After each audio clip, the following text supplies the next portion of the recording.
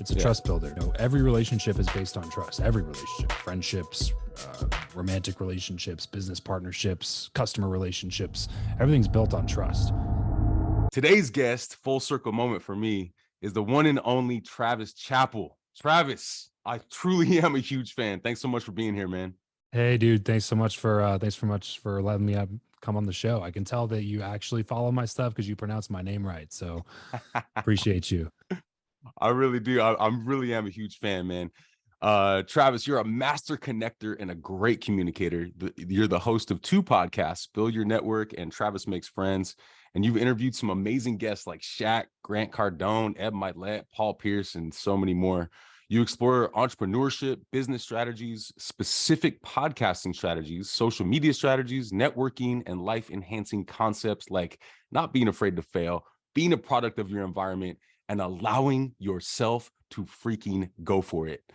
You run an awesome Facebook group called Podcast to Profit, which I'm a member of, and you're also the founder of Guestio, an online resource that allows you to find and book top-tier podcast guests. Let's go. Your personal website is travischappell.com, also guestio.com, and your IG is at Travis Chappell. Let's go, Travis. Yo, dude, you make me sound like I'm do more than I do. So, man, first of all, I just got to start by saying thank you, because I am not just a fan, but I'm a student of yours, man. And I just, over the years, has been watching what you've been doing, and it's just been super inspiring. So I like to start my podcast with this same question. Well, it's a similar question you like to have, but what does inspired living mean to you, Travis? I guess inspiration is something that has to come from within, and I think a lot of people will never find that thing that gets them, to go do things in the world, and a lot of people just let life happen to them instead of choosing to go live life. And I think that has to do a lot with a lack of inspiration. There's no greater or deeper reason to go find something. It's this like plague of complacency that overtakes most people, because they're directionless, they're ambitionless. There's nothing that they're shooting for, nothing that they're hoping for. And some people, it's just pure lack of desire. Some people it might be lack of opportunity. Some people it might be their background, socioeconomic background, where they grew up, they don't believe that it's possible. They don't believe that they can get out of the situation they were born into, or the situation that they're currently in. And so there's zero inspiration to go do or change or fix anything, because they don't believe that it's possible. They can't see the link in between where they are and where they want to go. And so I think living an inspired life, man, is just doing something that wakes you up every day and makes you excited to go figure out how to win. Man, what a beautiful answer, man. You've inspired me over the years, because I kind of made a foray into this world of podcasting, and I've watched you do it, and you just seem so inspired when you are behind that mic in front of that camera doing your thing. And it's inspiring, man. Like, sometimes as podcasters, we don't hear it, right? We put our stuff out there, and we just put it out there. But when we hear it back, it's pretty cool, right? And so I'm just telling you, podcaster to podcaster, man, what you're doing is inspiring. I mean, what you're doing right now and how you're doing it with all these platforms that you have, and really the way you do it, right? That's the mama mentality. I know we're both Lakers fans, but the mama mentality is, it's not what you do, it's how you do it. Yeah. And to me, watching you, how you do your thing is super inspiring, man. So just leads me to my next thing. Like, how do you stay inspired specifically through podcasting? That's actually a really appropriate question right now. So you mentioned at the beginning, I want to give like a little bit of a clarifying statement here. Sure. So I started my show back in 2017. It's called Build Your Network, all about building relationships and how to connect with people that seem like they're impossible to connect with, and how to actually build, friendships with those people. And then basically what ended up happening, dude, was like the last probably 12 months leading up to maybe 2 months ago, I was not inspired to create content anymore. It was, I was at the point where I was focused so much on the business side of things. So when I started everything, I was just a door-to-door sales guy, and I wanted to learn how to make money online. That's why I started the podcast to begin with. But I didn't have a business. There wasn't really a business. I was kind of doing freelance coaching. It was like, hey, here's my podcast. It started doing like decently well, not phenomenal, not great, just like okay. Right. And that was enough for most people to be like, hey, how did you get your podcast to be okay? Because I started one and it sucked. So I basically started doing kind of freelance coaching, and then started finding holes in the industry that could be filled with a potential product or service, which is what led to Guestio, which led to my marketing agency and everything I have now. But at the time, I wasn't planning on doing any of that. I was just Hmm. podcasting because I loved podcasting. And then I got so caught up in like, hey, let's build the business. The business started going well. It's like, oh, we're doing 7 figures now, and we have this cool app that we built, and we have these partners that are cool, and we raised over $1 million for the software venture, and like all these things were going well, but it took so much time away from my ability to create and put out really good content. So I basically just started taking inbound leads on that. I wasn't doing a ton of guest outreach. I was doing interviews that just I had my producer come on and start taking 60% of my interviews off my plate because I just didn't want to do them anymore. I was frankly just there was a complete lack of inspiration in the podcast. And it got to the point, dude, where it was just like listener numbers started shrinking. Guest quality overall was going down instead of going up. And it was just sucking energy away from me and not really giving me anything. And so I almost shut it down like, end of 2022. Really? And yeah, and then it just got to the point where I was like, and anytime you get trapped in these like funks where you're in the trenches. And Yeah. when you're in the trenches, you can't see the 30,000 foot view. Like if you're stuck in the trenches too long, sometimes you got to get up and take a pass over on the blimp. You know what I mean? So you can like see the whole picture. And so I kind of did that, took a step back and was like, what do I really want in 5 years from now? And I wrote out, in 5 years, this is what I want. It was like in paragraph story, bulleted form. What do I want my typical day in 5 years from now to look like? And it's still very, very much included the idea of having this big podcasting brand where I can talk to people that I want to talk to and create content that interests me.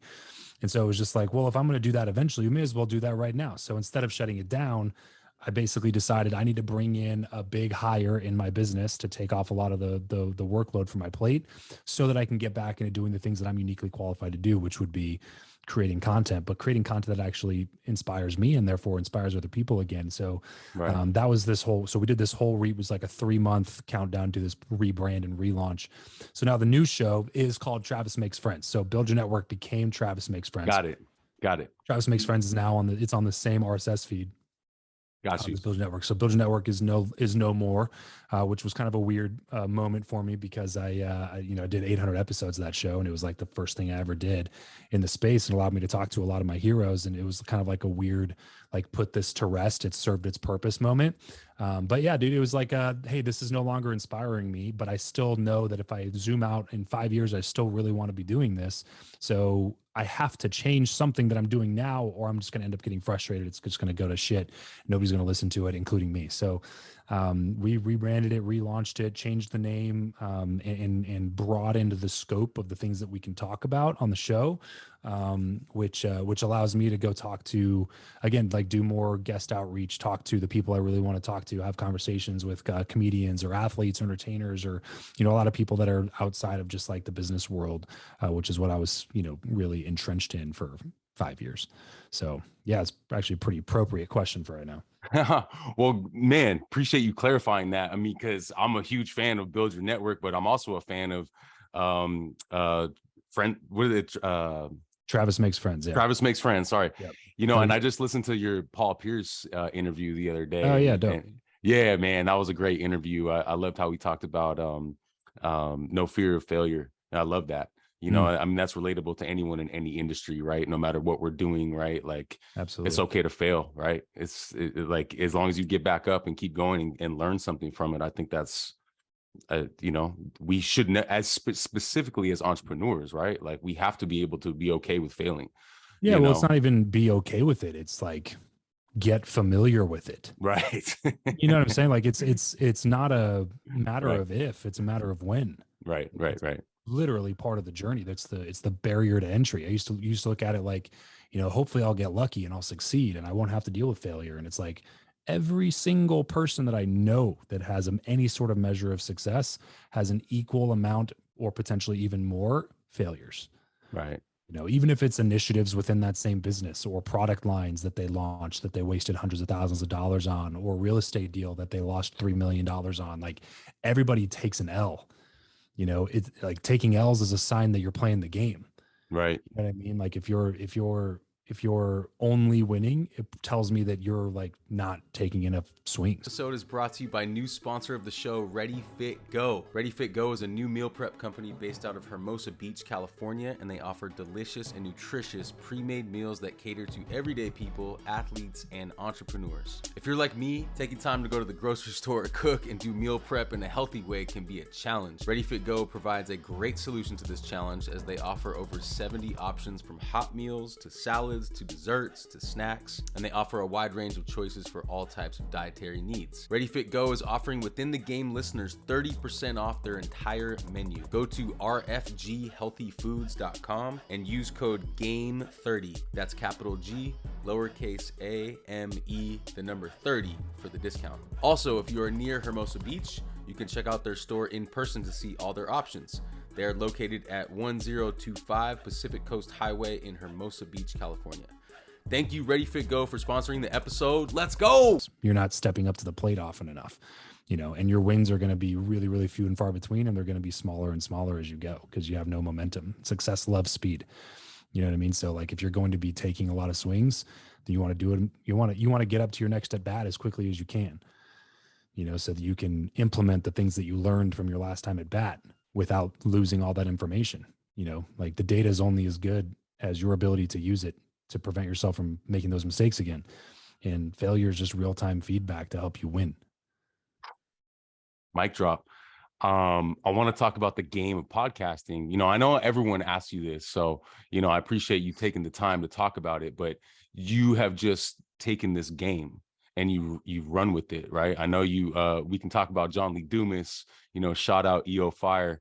But your experience with that. But before we get into specifics, I just want to know like how you found it, because for me, it was kind of on by accident. I was writing this book and I was doing these Zoom interviews and I was like, man, these interviews are fire. Let me just post these and turn them into a podcast. Nice. But I want to know how you found it, and what made you decide to run with it and like play the game. Yeah. So for me, it was I kind of mentioned before, I was a door-to-door sales guy. I, didn't have anything else in my resume. I had a unaccredited Bible degree from college. So it was as useless as the paper it was printed on. And I was a door-to-door sales guy. So my only real skill was sales, door-to-door sales, in particular, direct sales.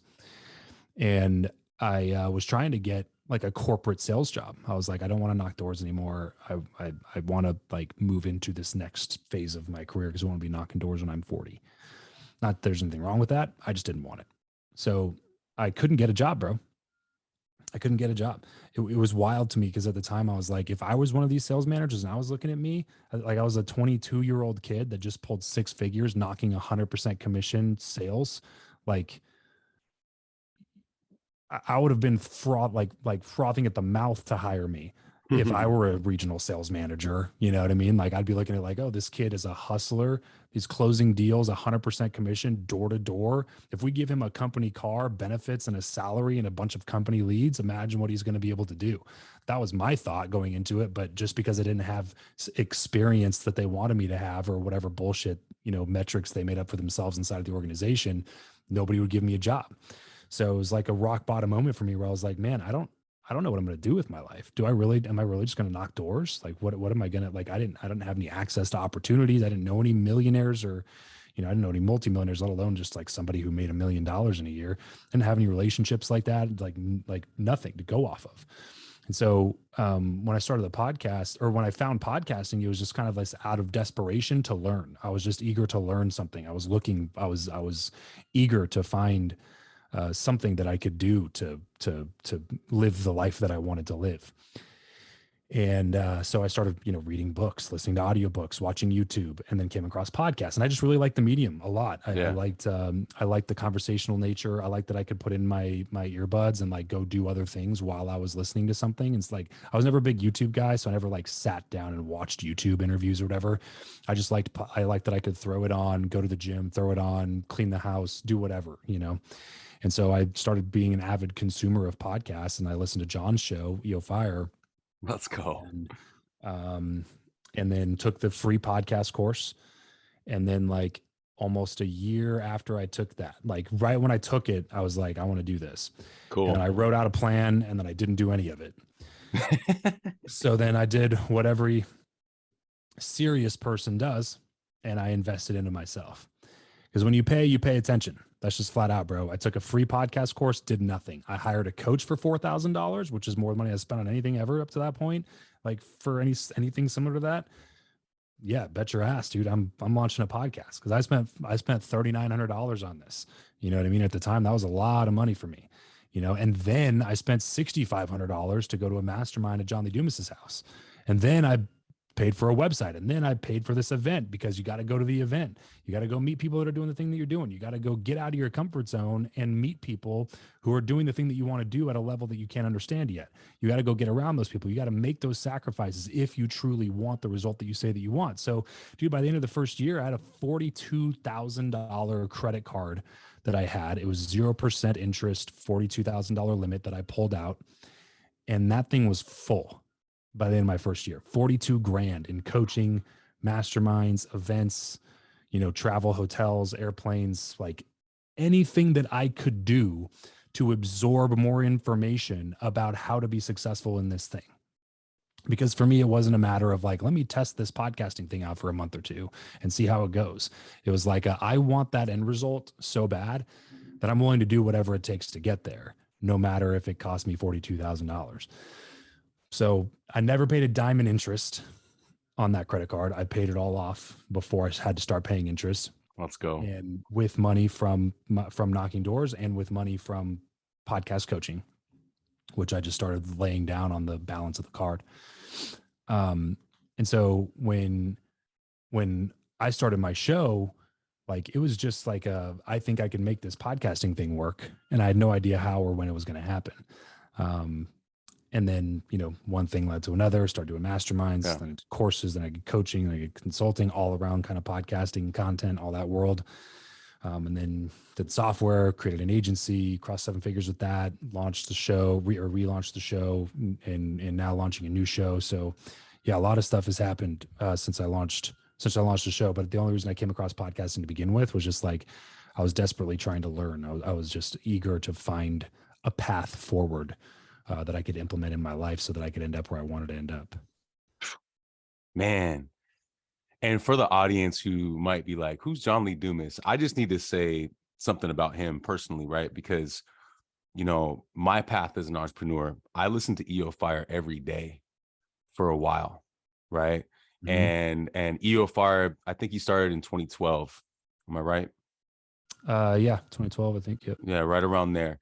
And so during that part of my life, that was kind of before podcasts were a thing. I think Joe Rogan didn't even start yet.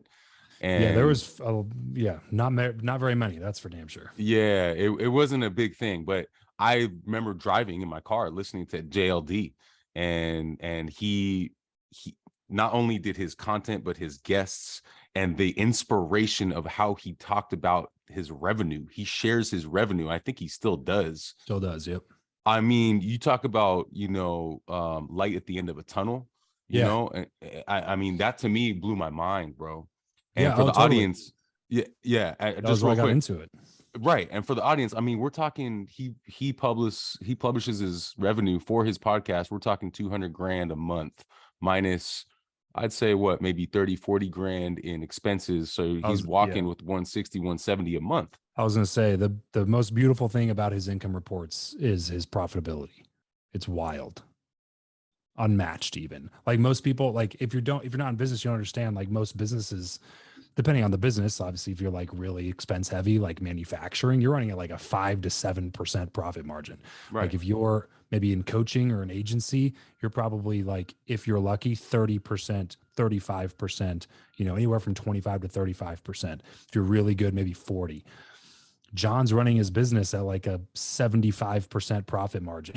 you Yeah. know, like Yeah. he just, so like in order to make as much actual profit as he's making every month, most businesses would have to be doing closer to, he's doing 2.5 million a year, but pocketing like 1.8 to 2.1 or whatever. Right. Most people to make that kind of profit, they're gonna have to be running a 10, $12 million business to Exactly. make as much money as he make doing a $3 million business. So yeah, that was wild when I started really like dissecting. I was like, how much is money is this dude making for what, Mm-hmm. podcasting? That's Exactly. crazy. I didn't know that was possible. Exactly. From his home in Puerto Rico, right? And so yeah, so like to me that just was eye-opening. And now, 2 years into my project, I'm realizing that this is a platform, like something I can offer. Like this is what I offered to you, right? This is what you can offer to your guests. And it's very powerful, because also I would love to hear your thoughts on this. Podcasting is also it's a pre-qualifier for someone coming into your business, right? If Yeah. they listen to your content, now they're like pre-qualified. They like know they you can create a relationship with them prior to meeting, right? Yeah. It's a trust builder, man. It's a Yeah. trust builder. People, every relationship is based on trust. Every relationship, friendships, romantic relationships, business partnerships, customer relationships, everything's built on trust. There's a study that they did, I don't know, a few years back, that was trying to see how long it would take for a woman to be comfortable sleeping with a man, like during the dating process. Mm-hmm. And they found it was either 6 or 7 hours was the number. Hmm. And what was interesting about it is like it didn't matter how quickly or delayed those hours were distributed. It could be an hour a day for 7 days. It could be 7 hours in one day. It could be, 30 minutes a day for 14 days spread over 2 months. The fact is like most people have this barrier with strangers, and the more time you spend with them, the more that barrier gets taken down. And then it's even exaggerated in the context of a podcast, in my opinion, because value expedites the trust creation process.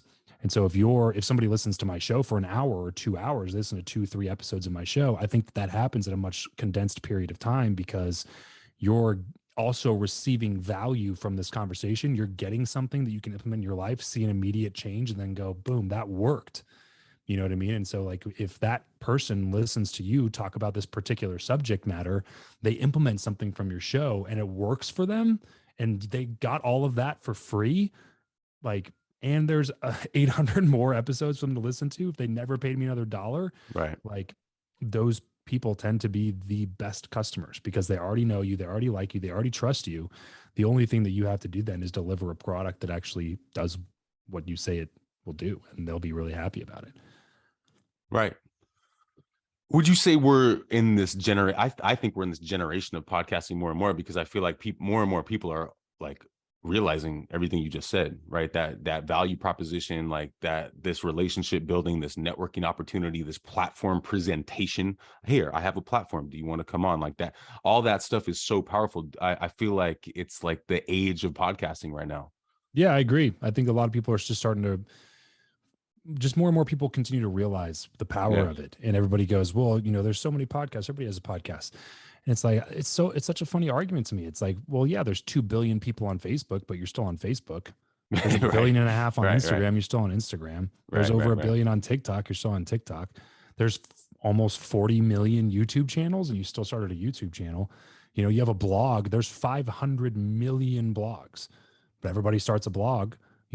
There's 500,000 books that are written every year, but everybody still writes a book. It's like, why is it that podcasting is looked at as this one thing that exists that like, oh, it's too saturated, when in comparison to all of those things, you know how many total podcasts there are? 4 million. That's 1/10 of the YouTube channel saturation, 1/100th of blog saturation. You know what I mean? Like, why are we so afraid of the podcasting? And the crazy thing is there's 4 million indexed total podcasts. less than 200,000 of them are actually actively releasing episodes in the last 30 days. That's crazy. That's a lot of white space to play in. Yeah. You know what I mean? So, I think it's just a myth people tell themselves because they know it's going to be work, and because starting a podcast is work, and it will be work for a long period of time. The question is, like, when you look in 5 years from now, would you rather have started a podcast in 5 years from, you know what I'm saying? Like, anybody I talk to is like, if you could go back in time 5 years and start a podcast, would you do it? And like, oh yeah, of course.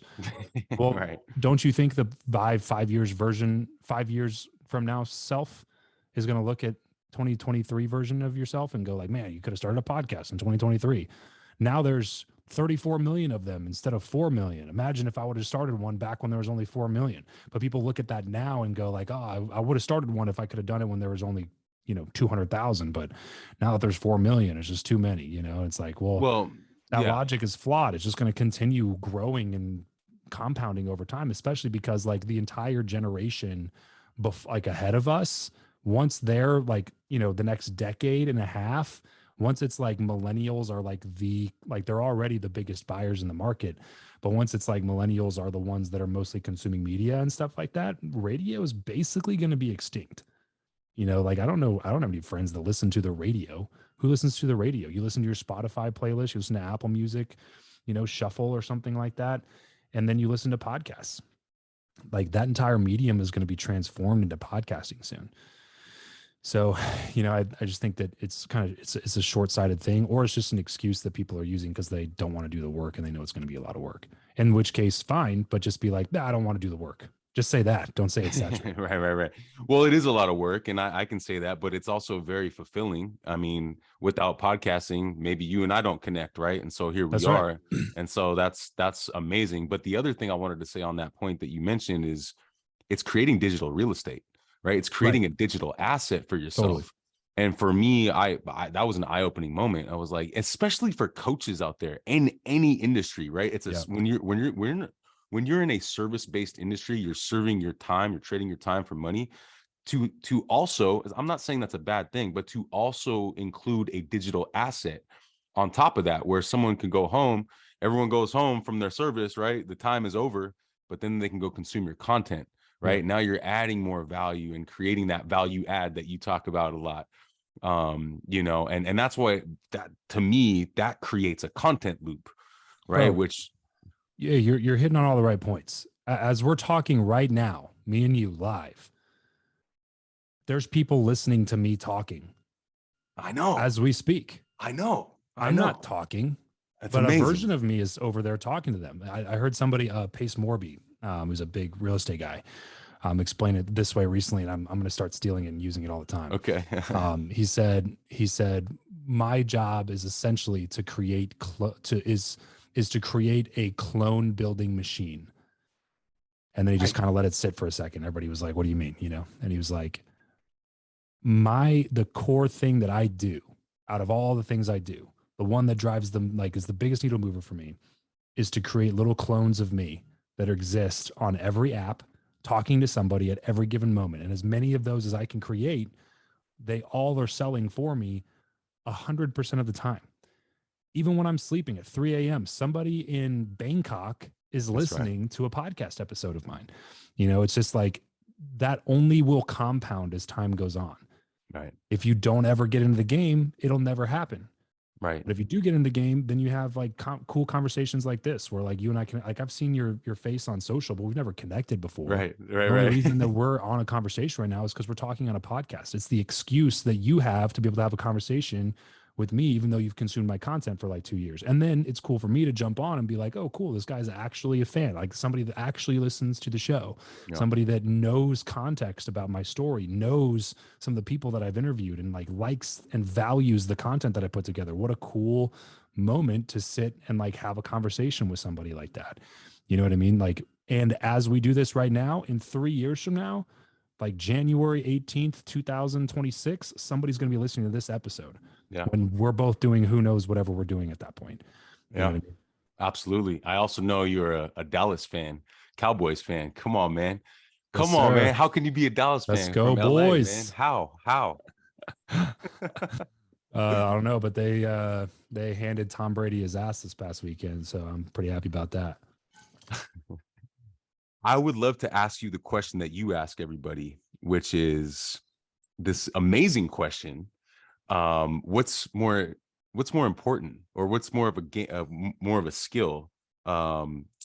Who you know or what you know?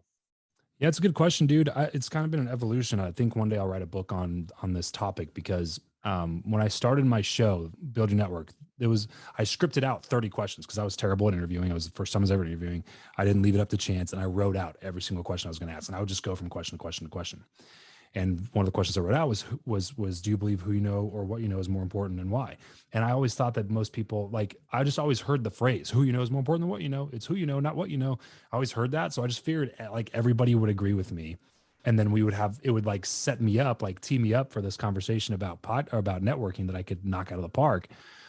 And then when I started asking the question, it started becoming the staple question on the show because I started getting responses that I just frankly wasn't expecting. And I get people say stuff like, well, it's not who you know, it's who knows you. It's not who you know or what you know. It's what you know with who you know. And like, or some people just be like, no, it's what you know. I don't think it's who you know. I think it's what you know. And like, so it was just like this kind of controversial question that started getting asked to all of the guests that I had on my show. And I was under the belief when I first started that it was like 100% who you know, no questions asked. And I was that way for a while. And then what I started to realize was that a lot of the people who had like outsized success, like the billionaires that I was talking to, or the people worth multi nine figures, most of them would say what you know. I thought that was very interesting, because all of them bet heavily on themselves and a certain skill set or competency that they mastered. But all of them would come back and say, like, now, if that's all you have, you can still make a good living with that, but the who you know aspect is still extremely crucial and important. And then, so like my personal opinion is I still think it's who you know, and it's because that's the best way that I know how to increase my what as well. Like, sure, you could go to school, sure, you can read some books, watch YouTube, listen to podcasts, but there's just something about having a real, genuine friendship, relationship, connection, whatever you want to call it, with people who are doing business in life on such an exponentially higher level than you that forces you to level up if you're willing to do the work. You can't just hang out with them and then all of a sudden be making $40 million. Not how it works. But if you're willing to do the work, then that's the fastest way to learn is by, it's like I always use this example because the easiest way I can explain it is like, I played a lot of ping pong growing up. Basically, I played whatever I could play. I was a competitive dude. Mm-hmm. And so like whenever we would get something, I started playing it. So we got a ping pong table when I was like, I don't know, like 12 or 13. And my dad would kick my butt. He was just way better than I was. He played a lot in college and whatever. And I was pretty good like against my friends, but my dad would come in and just destroy me. But I started playing with my dad from like ages 13 to 15. And I got pretty good really fast. So like he was beating me all the time. And then it was like, ooh, I won a game.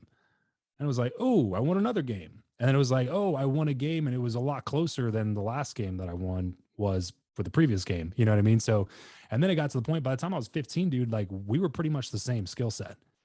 Like it was just a matter of circumstance who won that game. So it wasn't a matter of like how long you've been playing, because my dad been playing way longer than I was playing.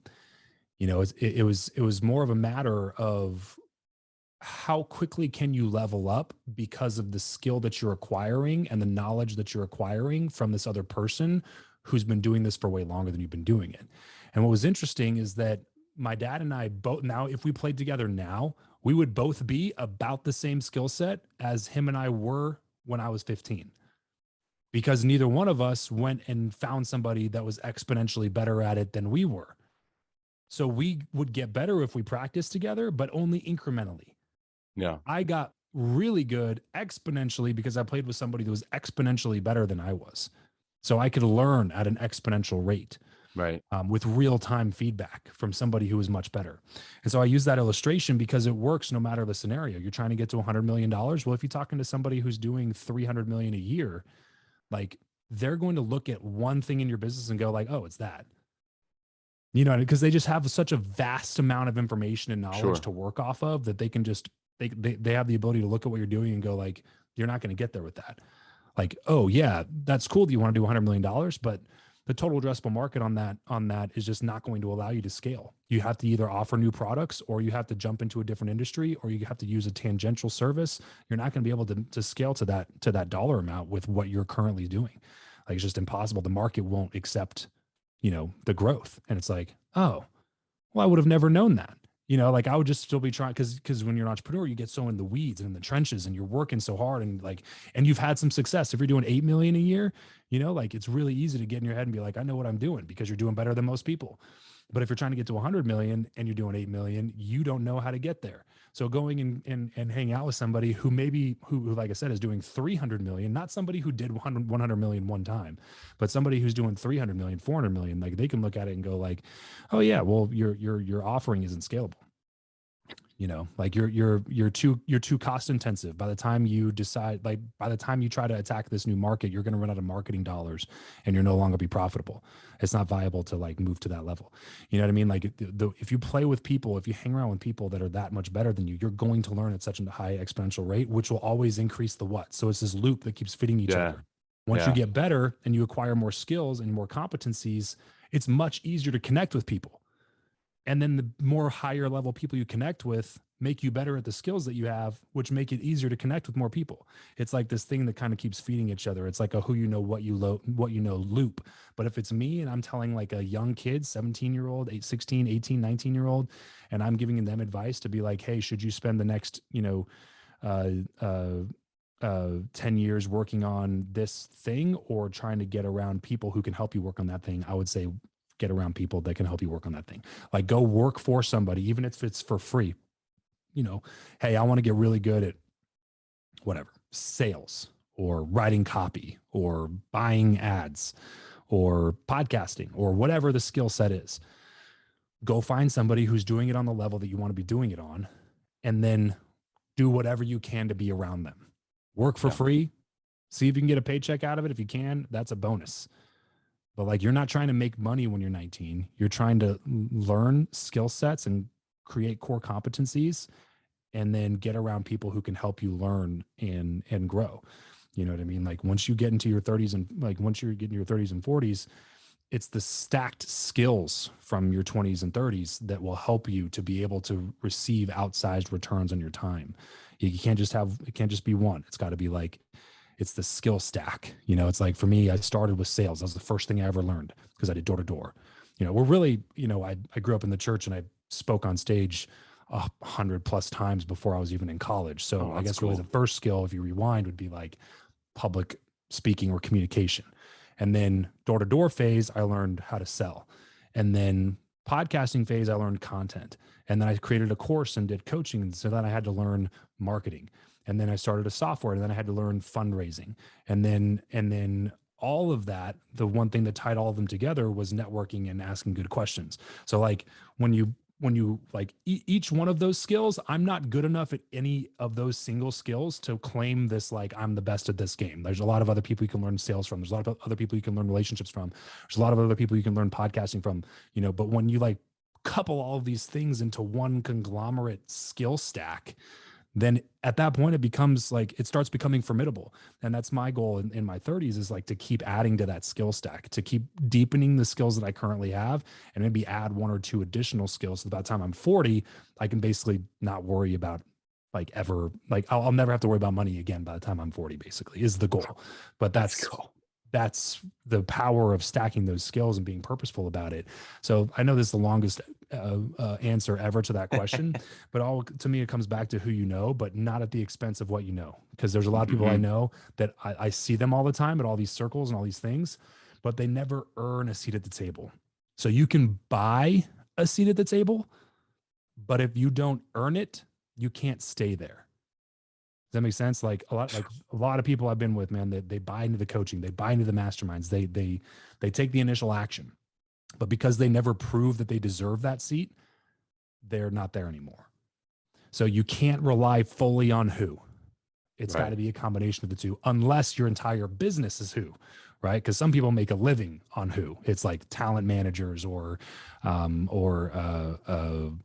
PR executives or some of these people, like they make money connecting people to other people, and that's like their entire job. And in that case, their who you know is their what as well, because they got so good at the connecting piece. So it's a nuanced answer is really the answer, but I would, as a broad general statement, tend to always go with who you know.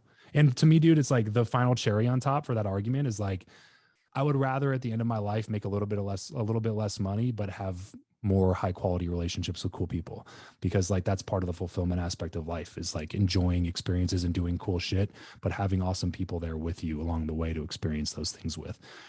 Because what's success for if it's by yourself? Let's go, Travis. I mean, man, what a beautiful answer to a beautiful question, and which is your question that I flipped back to you. And I love what you said. It is both, and just my brief response to all that is, I think finding the people that can really support you can fast track you, right? Like Grant Cardone was talking about that. He's like, if you want to fast track everything, you find the people.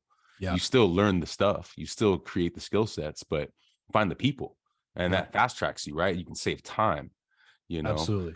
and which this whole question, which I really love that you ask everybody, it's case in point for podcasting, right? Because now we're doing both.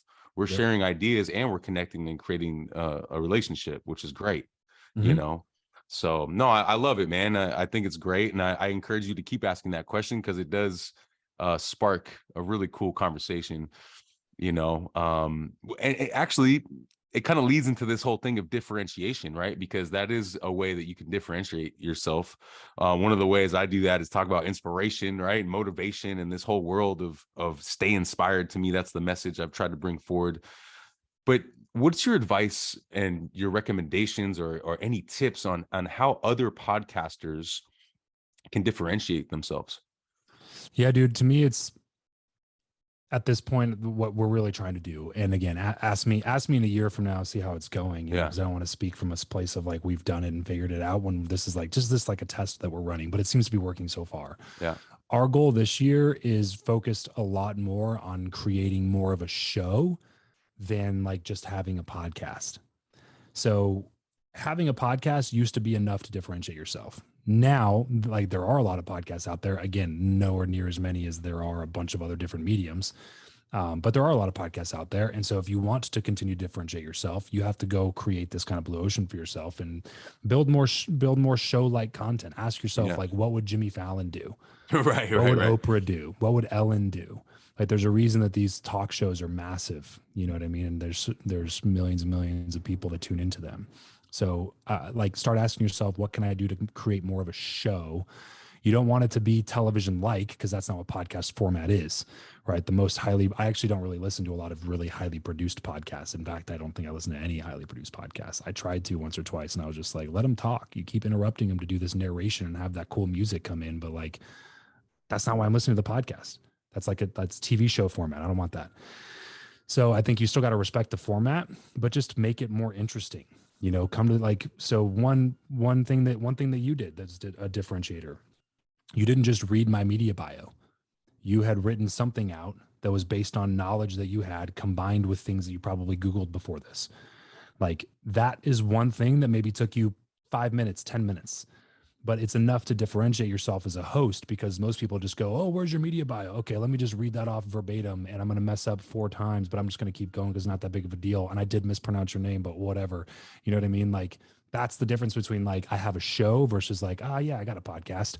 You know what I mean? So I look for ways to find a show, add a new segment in, ask silly questions or something fun, or get better stories out, or, put in some more commentary at the end, like do something that makes it a little bit more interesting, that gives you a little bit of an edge. Put 2 guests in one episode, cut it up in an episode, and then have one 45-minute guest and one 10-minute guest, or like, just toy around with the format, man. Have some fun with it. Make it a show, make it something interesting, make it a little bit different, make it a little bit unique. No idea is a bad idea until you test it and your audience tells you it's a bad idea. Right. Man, I love that. Thank you for the acknowledgement too. I do, And real quick about podcasting, one of the cool things that we as podcast hosts get to do is we get to research people, man. It's actually pretty cool. Like Yeah. I get to learn about people. I love people, and to learn about someone and to like frame what I know about that person and how it relates, right? Relatability is kind of a big deal in podcasting, but even in life, right? Relatability, it's like this topic that's like, how does all that relate to me, Yeah. right? You know what I mean? Which actually leads me to this value add question, because I heard this quote that you had. I think you were a guest. I want to say you were a guest on JLD when you said this. You said, you cannot add value while expecting something back. It has to be a value add without the expectation of receiving any value in return. Would Yeah. love for you to unpack that a little bit. Yeah. Cause it's not a give if you expect something back. Yeah. That's not a give. That's an ask. You know what I mean? So, so Adam Grant goes deep into this. He has a book called Give and Take, which I recommend to anybody listening. And he basically outlines 3 types of reciprocity styles. You're either giver, taker, or matcher. And, giver is somebody who gives without expecting anything in return. A taker is somebody who takes and hardly ever gives anything to anybody. And then the matcher is somebody who only gives if they can expect something of equal value in return, or something at least similar value in return. And I think naturally, before I read this book and before I started jumping into the space, I was more of a matcher. That was just what made sense to me. It's just like, give a little bit, get a little bit, give a little bit, get a little bit. Let's help each other, type of a thing.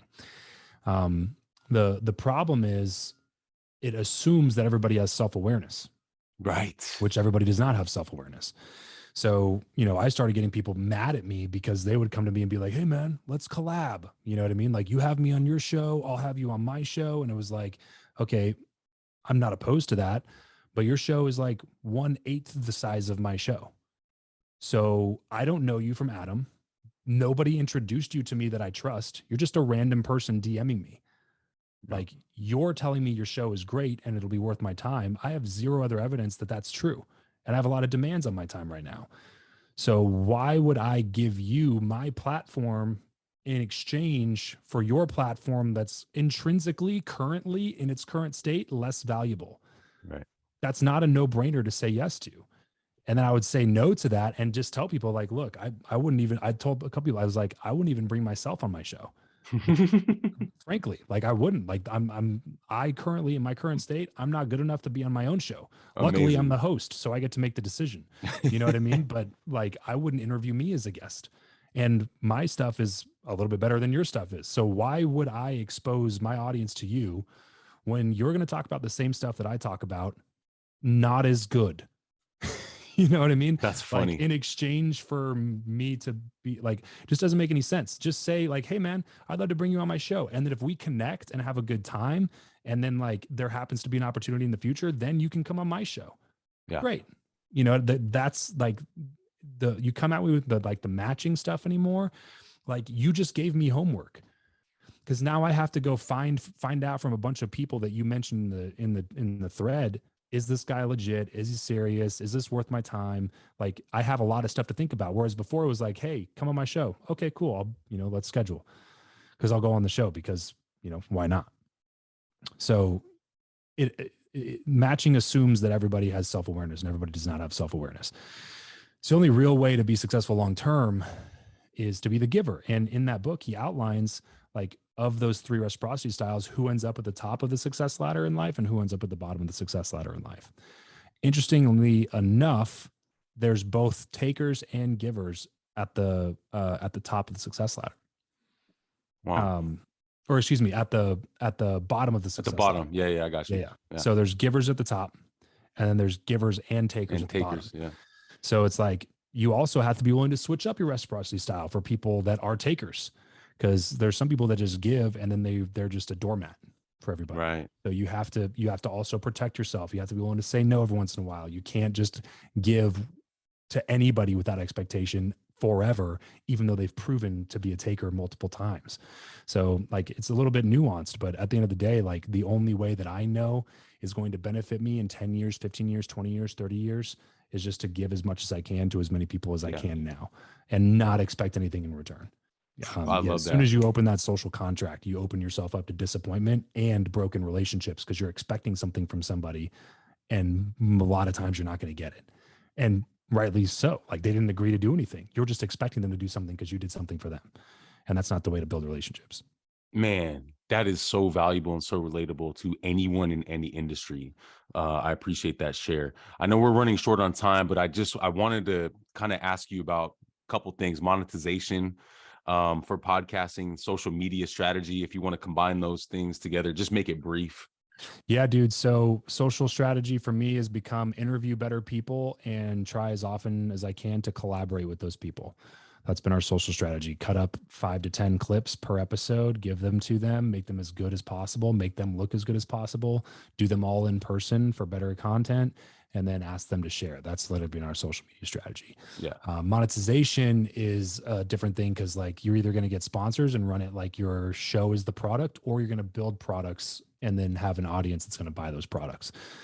So there's, I mean, that we could do an entire episode or three on monetizing podcasts because there's just no like complete direct path for every single type of situation. There's multiple ways to do it. There's creative ways to do it. There's obvious ways to do it.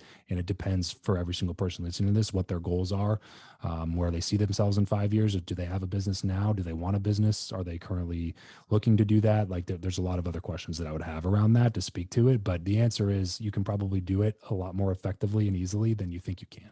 Yeah, no, I'd love to explore that more with you another time. But before I actually want you to spend some time on Guestio for a second. But before we do that, talk briefly about your vision for Web3 and what's coming specifically for digital real estate, like podcasts, but also for other areas too. Web3, I mean, like virtual reality, AI, NFTs, blockchain integration, all that. How do you see like all that stuff fitting together specifically for digital real estate? Yeah, so I'll answer this one, but I got to go right after Yeah, this yeah, one yeah, because I for got sure. a 1:30 that I got to jump on. But Got it.